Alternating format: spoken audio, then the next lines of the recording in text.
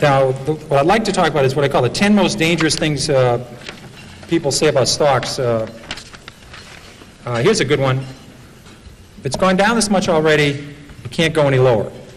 I remember when Polaroid went from 140 to about 107, and people said, if you ever get Polaroid under 100, you've got to buy it. You just back up the truck, buy the stock.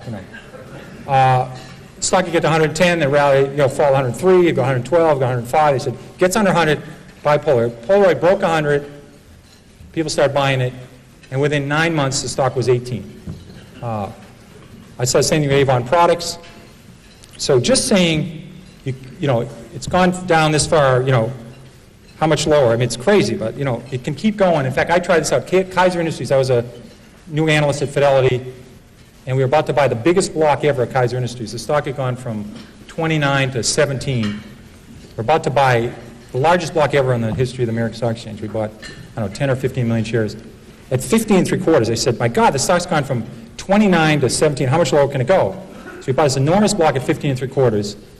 So I called my mother and I said, Mom, I guess stock at Kaiser Industries, it's 10. So about 3 months later, I said, you ought to buy this. It's gone from 29 to 10. How much lower can it go? Well, it went to 9, it went to 8, it went to 7, it went to 6, it went to 5, it went to 4. Now, fortunately, this happened very rapidly, or I'd be working at the Stop and Shop bagging behind the lines at Fidelity. So fortunately, this was compressed in only about 6 months. So I had to go to the fund manager and say, I was a little bit early on this at 15 3/4, we call this premature in the business. Had a correction, which, is a euphemism for losing a lot of money rapidly. So I said, let's check this again. The stock's 4. They own 45% of Kaiser Aluminum. They own 59% of Kaiser Steel. They own 38% of Kaiser Cement. They own all of Kaiser Electronics, all of Kaiser Broadcasting, which had 7 TV sets. They own Jeep. They had Kaiser Fiberglass. I said about Kaiser Sand and Gravel. They had a bunch of other Kaisers. And they had no debt. Now, in this room, because I know Freeman Billings is very interested in financial stocks, no one's ever gone bankrupt without any debt. Now, that would take a real, I think you have to give some kind of distinguished service award to somebody who did that. But they had no debt. And I said, it's not going to go to 0. I was wrong when I said it can't go below 15. So we hung on, and within 3 years, they gave out the shares in Kaiser Steel, gave out the shares in Kaiser Cement, gave out the shares in Kaiser Steel and Aluminum, and they sold off all the businesses. You got off $55 a share. But if you didn't know the story, and the stock went from 15 to 11, and you're just saying how much lower can it go, when it went to 9, went to 8, you would have gone. So you can't just say it can't go any lower, because I saw Taco Bell go from 14 to 1 in 1974, and they had no debt and making 60 cents a share. There's a corollary to that that's even more dangerous. If it's gone this high already, how can it possibly go lower? Higher, sorry. That Philip Morris, adjusted for splits, sold for 12 cents in 1951. And then it goes to 60 cents in 1961. So it goes up 5-fold, and you say to yourself, how much, this it never sold for that, but just for splits, you say, how much higher can this go? It's gone up 5-fold. They missed the power of Marlboro. They missed there's 220 countries in the world. They missed the cash flow of the company. They missed everything. This stock was a 100-bagger after going up 5-fold. But people sold it just saying, how much higher can it go? Can't go any higher. They did the same at Home Depot. They did the same with Toys R Us. I did the same thing at Toys R Us. Just saying it can't go any higher, it's gone this much already, that's very dangerous, and don't use that one. And it's a very bad thing to do. Eventually, they always come back. Here's another one that sucks. That's a technical stock market term we just use only in the stock market. The RCA just about got back to its 1929 price, was backed out by GE. Manville never came back. International Harvester, even with its name changed and adjusted for splits, hasn't got all the way back yet. Western Union, double knits, remember those wonderful things? Floppy disks. They don't have to come back. But they say eventually they always come back. Not true. Here's a great one. It's $3. How much can I lose? This is a great one. Because get out. I don't have a computer and I can't do high-level math, but just do this one. Let's say your neighbor buys $10,000 of a stock at 50, and the stock's now 3, and you put $25,000 in at 3. If it goes to 0, who loses the most? A lot of people cannot answer this question. If you put $1 billion in at 3, you can lose $1 billion. I mean, they blow taps on lots of companies every year. You know, you just have, they can go to zero. Here's a good one that helped me a lot. It's always darkest before the dawn. This business is terrible. It's awful. You ought to buy the group. This is not a good way of making money. Here's one you're probably talking about before lunch, freight car deliveries. In 1979, there was 96,000 freight cars delivered in the United States. 2 years later, it fell to 45,000, the lowest in 23 years. So it goes from 96,000 to 45,000. People say business is awful, it's horrible, pathetic. Then it falls to 25,000. They say, just load up. There's about 15 opportunities to lose money here. There's about 15 suppliers of freight cars, 15 manufacturers. Business was awful. Well, last year we shipped 7,000 freight cars in the United States. The business just continued to be miserable. And I'll give you one there's even greater opportunity to lose money on. The energy services industry. This, we all had a great opportunity to get our heads handed to us. In 1982, there was 11,000 of those oil rigs drilling those holes all over Oklahoma and Texas and Colorado. We used to have the rig count every week. And the rig count fell from 11,000 in 82 to 6,000 in 83. Then fell a little bit lower in 84. And there's hundreds and hundreds of companies here. Companies that made the muds and did the downhole stuff, the fracturing companies, the well companies, all the measurement companies, the Schlumbergers, the bid companies. Lots of opportunities to lose money here. There's an equal opportunity here for serious losses. And the people said, listen, the business is terrible. Let's buy these groups. Well, the rig count was only 1,000 3 years ago. So it went from 11,000 to 6,000 to 5,000. Then 8 years later, it was under 1,000. The industry really started to turn about 2 years ago. So just saying the business can't get worse.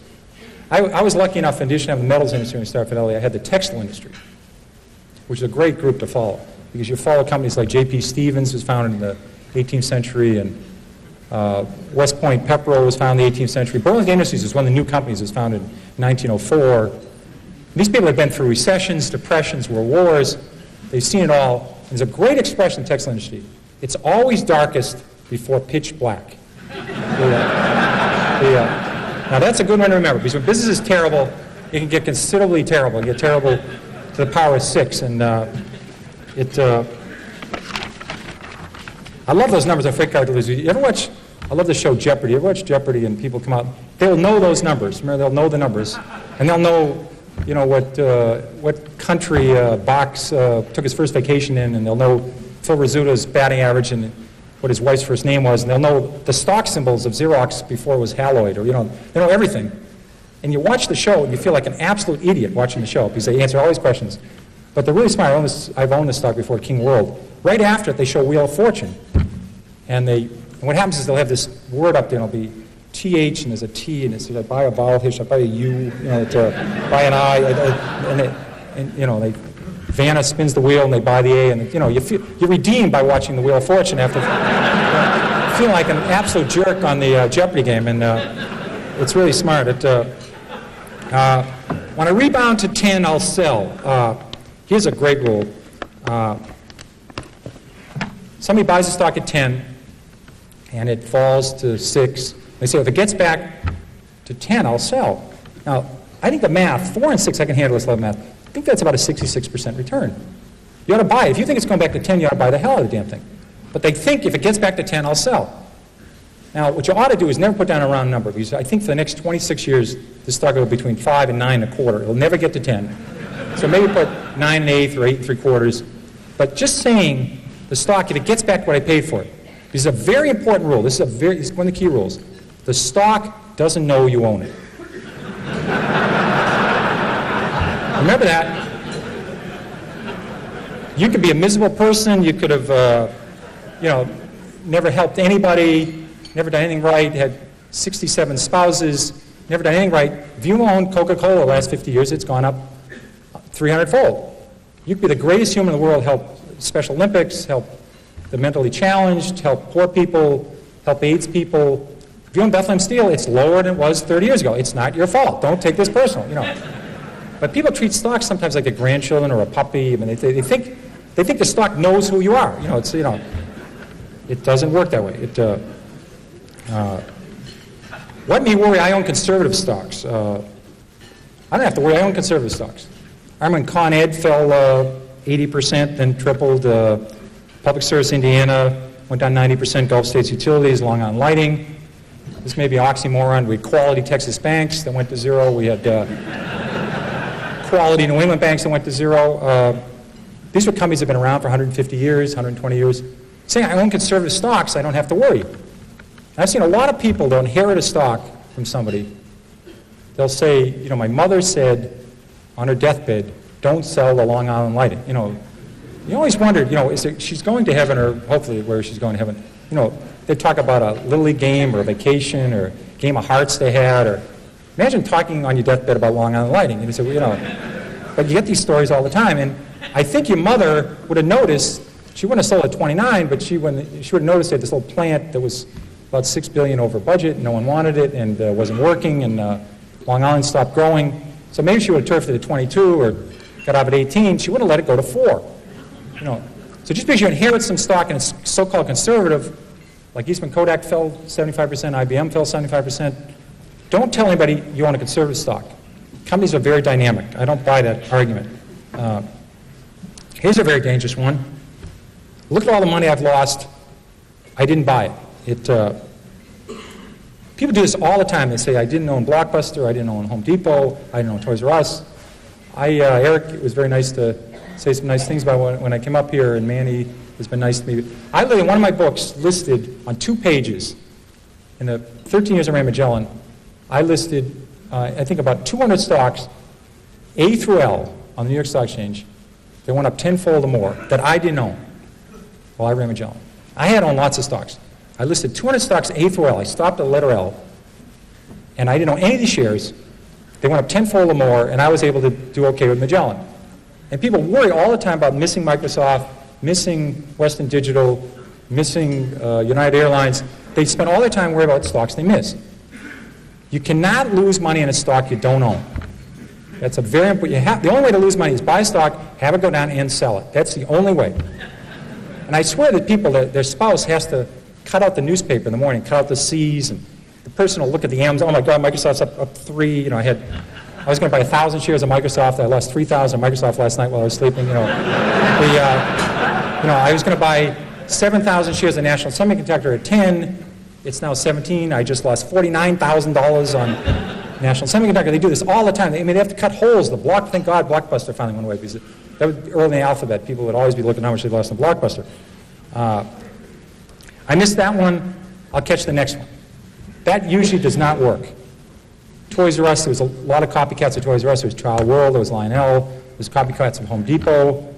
Buying the next of something usually doesn't work. It's very bad. It's like buying on dips. I think it's always better to buy from dips. I always thought it was a better rule than buy on dips. You may have to explain this to some other people.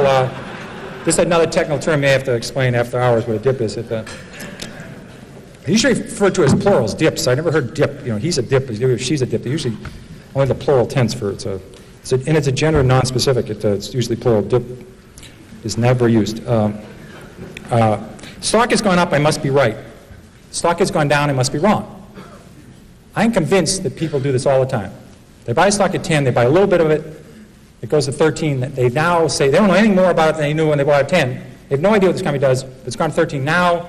They take a second mortgage in their house and buy it at 13. The best thing that can happen for us is to go directly from 10 to 4 for these folks. You know. It's going to go to 4 eventually, but it goes to 13 in the middle. They're convinced now, they bought 100 shares at 10, now they buy 20,000 at 13. And all the fact is the stock went from 10 to 13 is it went up. The average movement of a stock on the New York Stock Exchange this century, between its high and its low, has been 50%. The average stock on the New York Stock Exchange. That means the stock started the year 20, sometime during the year sold 16, sometime during the year sold at 24, might have finished the year 21, might have finished the year 19. The average range of a stock on the New York Stock Exchange is 50% in 12 months, between its high and its low. So stocks go up and down a lot within a year. And to say this stock is going up means you're right doesn't mean a damn thing. So don't buy often on that one. That is not a good one.